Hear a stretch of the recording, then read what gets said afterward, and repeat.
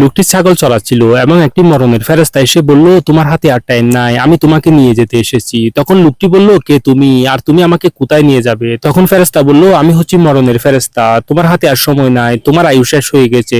তখন লোকটি ভয়ে ভয়ে বলল, আমার বয়সই বা কত হলো, আমার আয়ু কেন এত তাড়াতাড়ি শেষ হয়ে গেল?